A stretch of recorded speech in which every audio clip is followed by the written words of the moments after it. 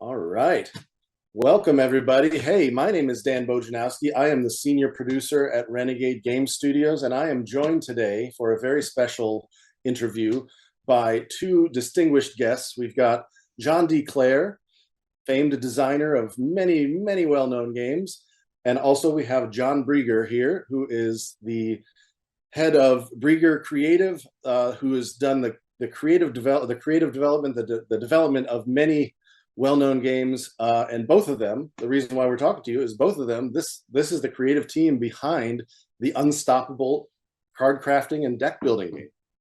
Also, I was the senior producer on that game, so this is kind of lots of people worked on it, but the three of us were kind of leading the way on this. So this game has been originally launched in January of 2025, has a 8.4 rating on BGG. We're really pleased with how it was received. One Stop Co-op Shop's Game of the Year.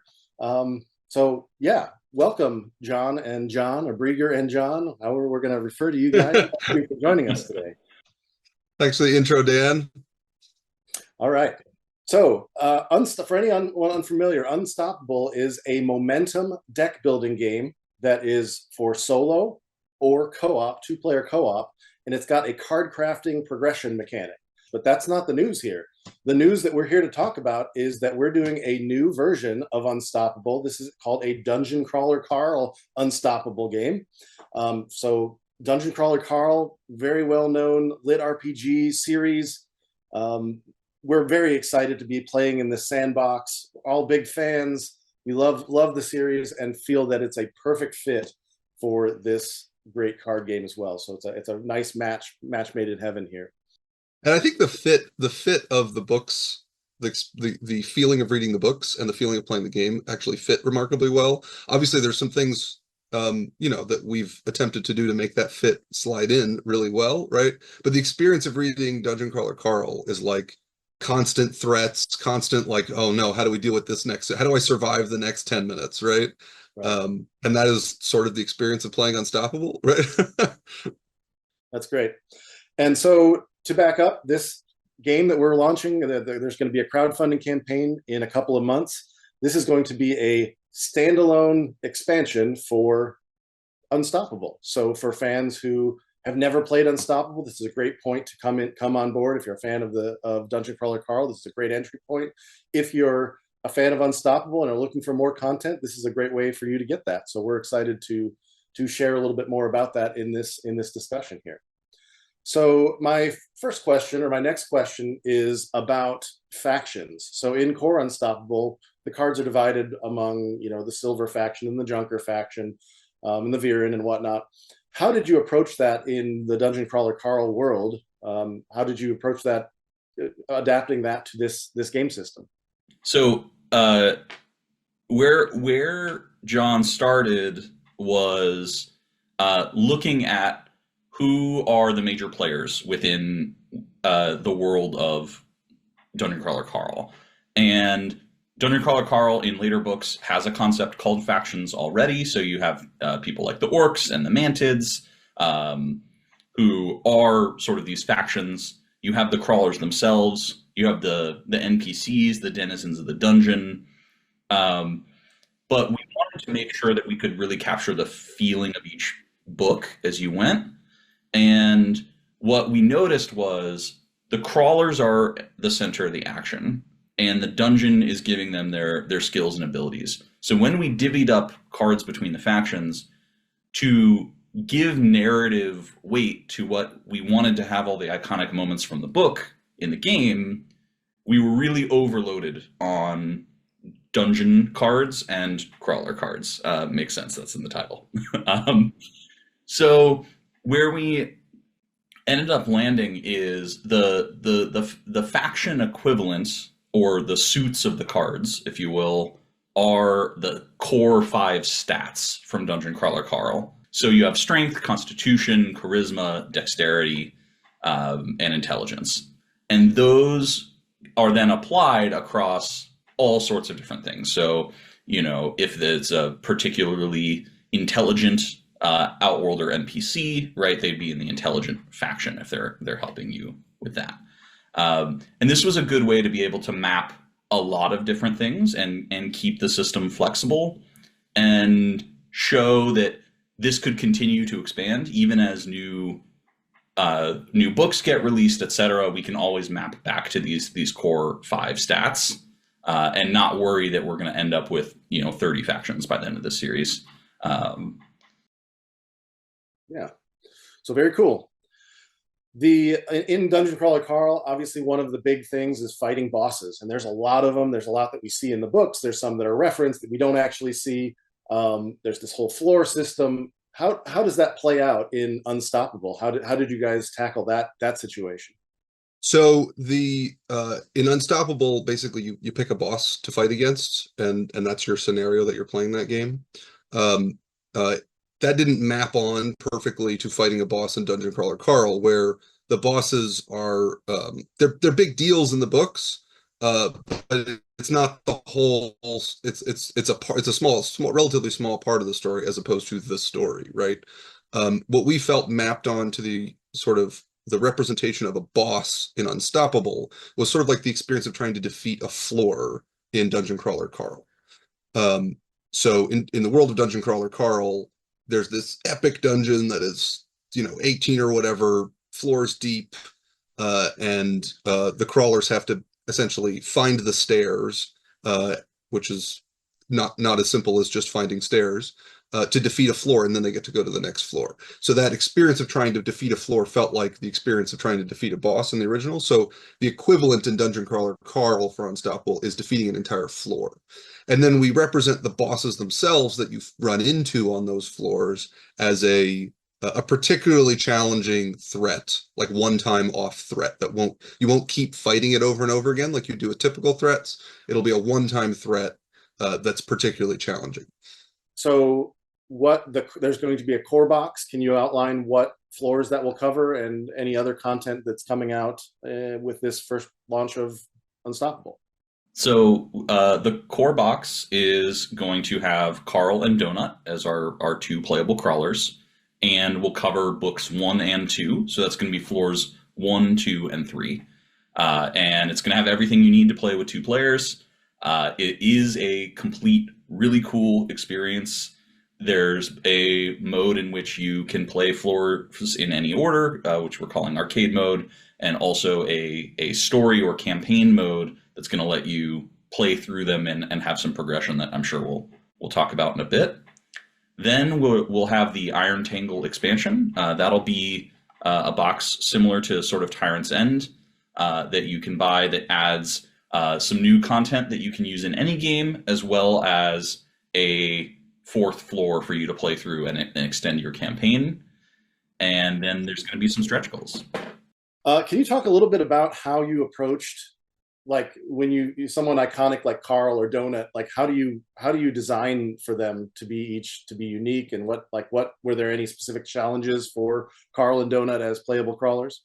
I may be jumping ahead here, but one of the things we as a team really recognized about the first Unstoppable is I think we're all very, very happy with the solo experience, and we knew that the 2-player experience definitely needed some more attention and love, partly because we know that a lot of people are going to want to pick this game up and play Carl and Donut as a team together.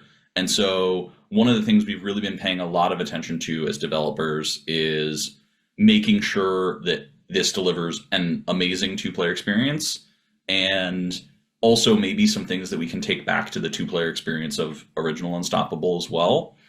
So we have a lot of more card content in the game is focused on working together with your teammate. So you'll see a lot more cards that say something that might have previously said, you heal 2, now say choose a player to heal 2. And I know that sounds really small, but as you add it up across the course of the game, it starts making a lot of difference between and really feeling like you're working together with your teammate. We're also implementing a shared draft pool. This is something we're still testing, where you and your teammate are drafting out of the same set of cards and dividing them between you. And this is something to even make the draft feel a little more cooperative. Nice. That all sounds great. Can you talk a little bit about how you balanced adding new mechanics and new gameplay twists to reflect the brutality and the humor and the chaos of Dungeon Crawler Carl, while still keeping the elements that make Unstoppable so fun?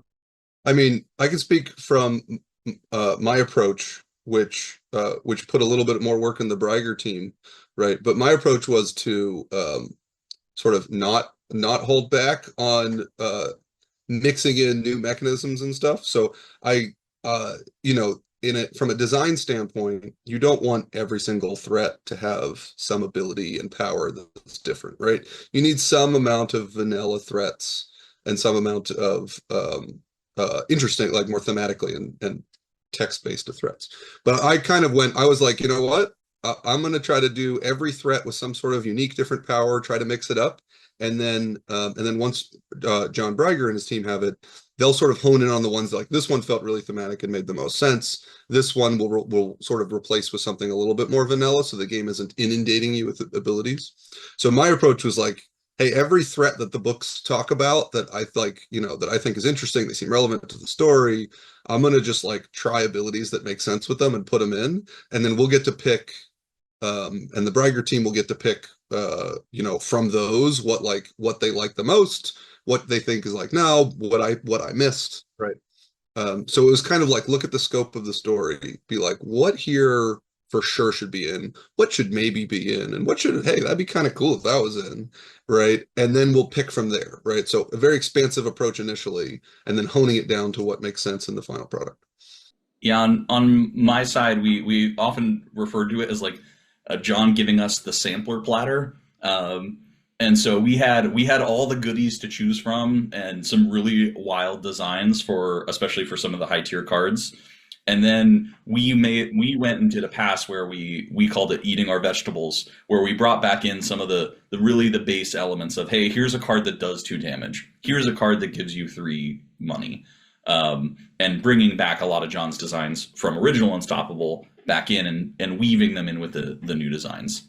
But we do have some really cool brand new mechanical space. I don't know, John, if you want to talk about spells at all, or Well, yeah, I mean, spells it's like a new keyword, right? It's new power that your guys can use. That's based on a new resource that you have to manage a little bit called mana, which we felt we talked about a number of ways of like whether we can mix that in with existing game systems in Unstoppable, or whether we should just come up with a new one. And I think the approach in the end was like, actually, it's too important to the Dungeon Crawler Carl world to just sort of thematically squish it in somewhere. So it introduces a new, like a new system that you can lean into as a player.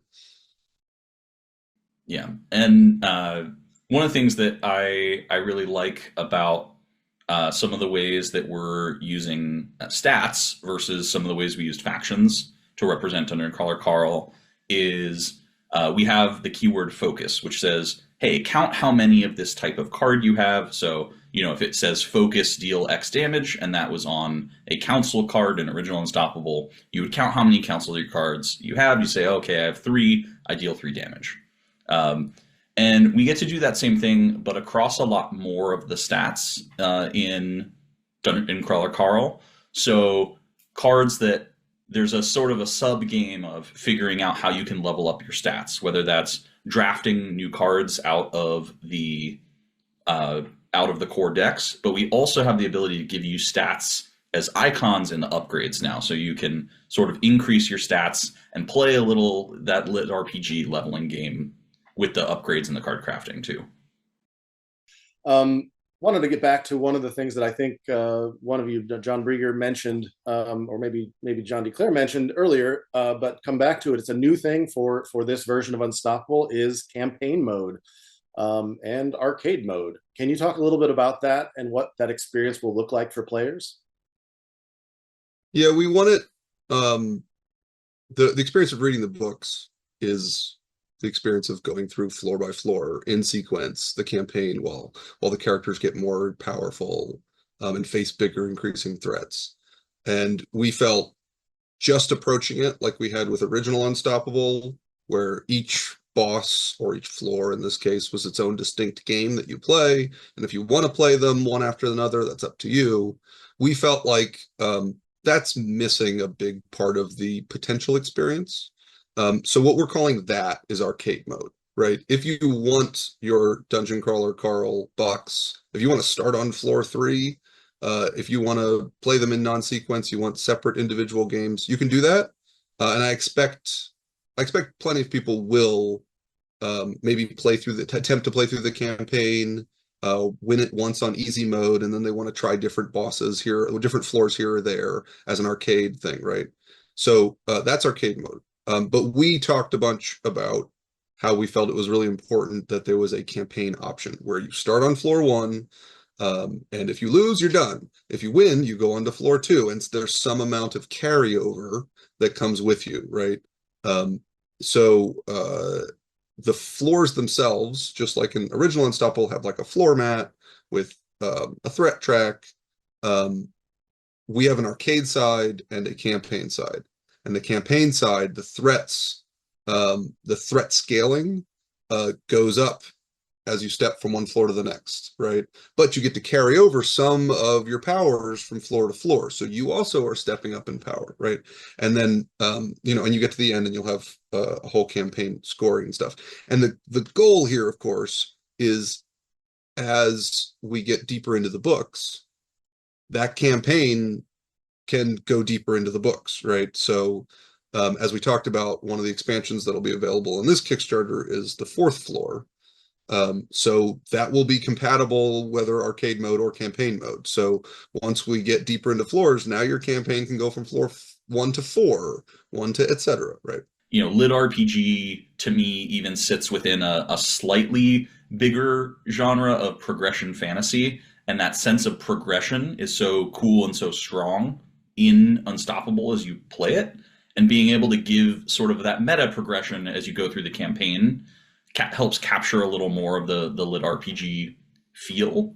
The other thing is making sure that, back to arcade mode, that people have the chance to experience and mix and match different parts of the gameplay. So for those of you who aren't as familiar with Dungeon Crawler Carl, something that's very different compared to a standard role-playing game is you don't get your race and class selection until the 3rd floor. So you go through 2 pretty significant sets of challenges before you're assigned your race and class. And that's going to be the same way in our campaign mode. But when you play arcade mode, you can take a race and class selection and try that gameplay out on floors 1 and 2 anytime you want. And so that's something also that we like about the arcade mode, is it gives you a chance to try combinations of gameplay that you might not otherwise be able to try in the story.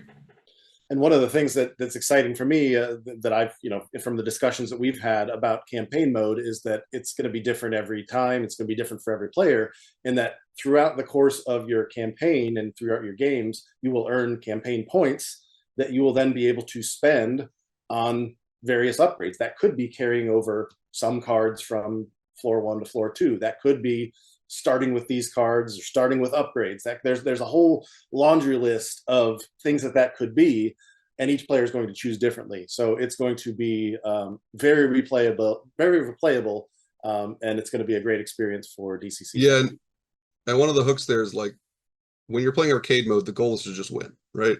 Now, obviously, in Unstoppable and here, we have a scoring system, so you could also try to get these achievements so you can score higher if you do win, right?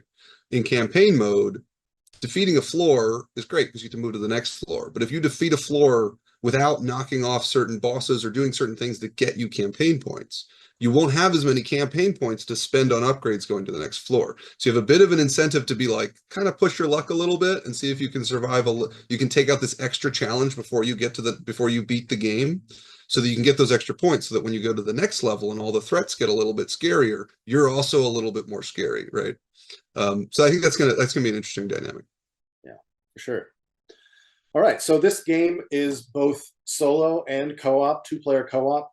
Can you guys, one of you or both of you, talk about how that gameplay experience is different between solo and co-op for anybody who hasn't played Unstoppable? Card draw is everything in this game, right? Like if you boil this game down to its essential mechanism, you're basically trying to draw as many cards as you can, right? Like the goal of the game is to card draw, right?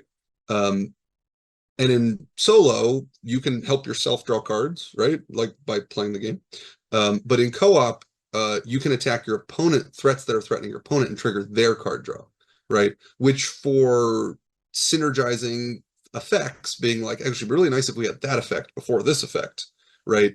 That communication between players is like, actually, can you help me kill this guy first so that when I get this, I can play it, which will then help this thing happen, right?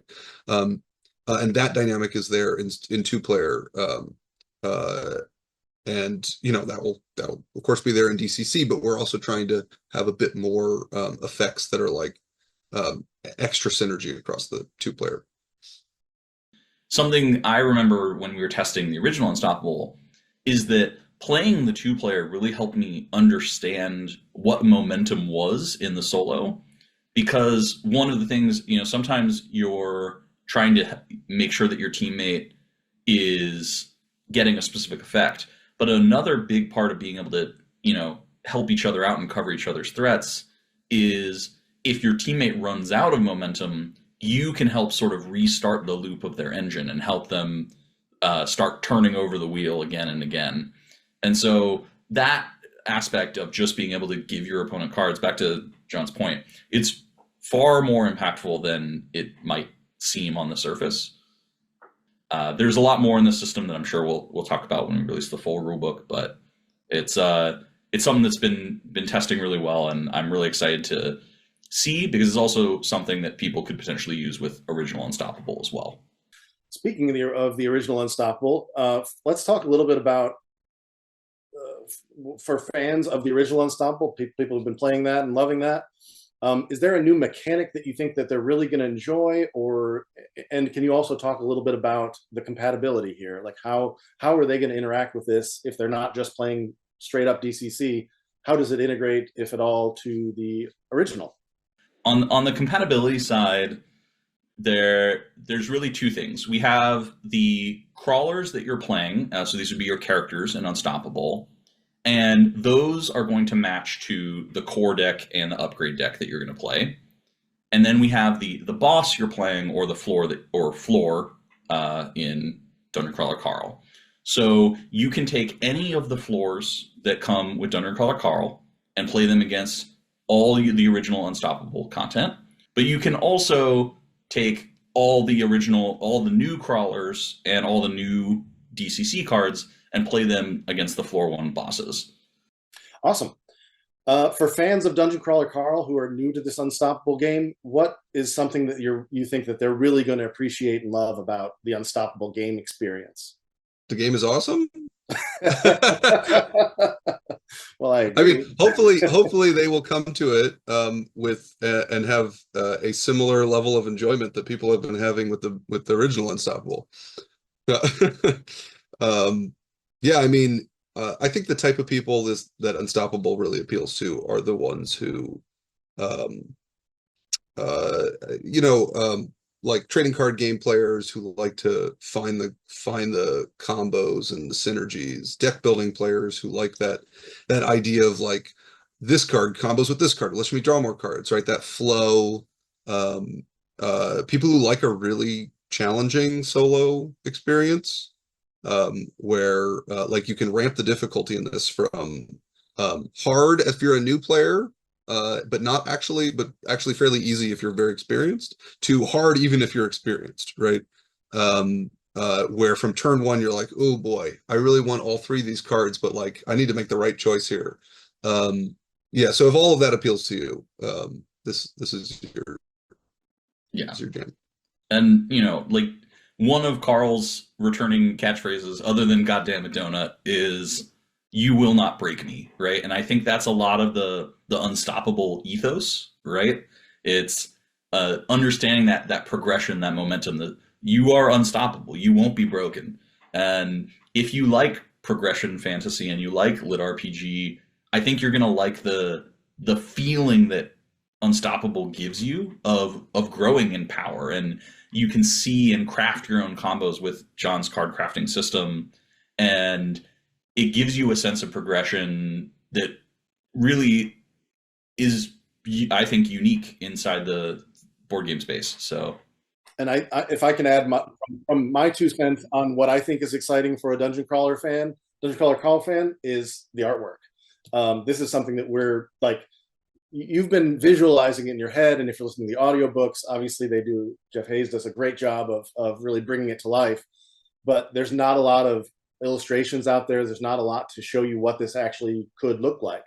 We are working with a talented team of artists going through, Matt Dinneman is reviewing all the artwork, and it's great. We've got, just for this launch content, we've got upwards of 300 new pieces of art that are all, DCC related, that are coming to life. So bringing the Brindle Grubs out, and the Goblin Bombards, and the Ball of Swine, all this stuff that you visualize, you get to see it, see one artist's interpretation of it that is now going to be officially licensed content. So we're happy to be bringing that out, and to making that, bring new visuals to what has been a non-visual situation so far. So yeah, that's exciting for us. And one more little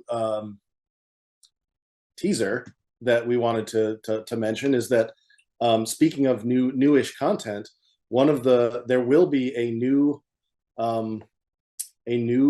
content, new crawler discussed in our game, that is going to be a playable crawler that is going to be has not been in the books so far. It's new canon that will be introduced through Unstoppable. So you'll hear more about that during the campaign, but just wanted to give a little teaser that there is new content coming. New lore. Yeah, new lore, which we're excited to be adding to through the great relationship we have with Matt and the fine folks that publish his books. So that really wraps us up for today. I want to thank John and John for taking the time to chat with me today. I want to encourage everybody here to keep an eye out for the crowdfunding campaign and for the launch of the crowdfunding game in April.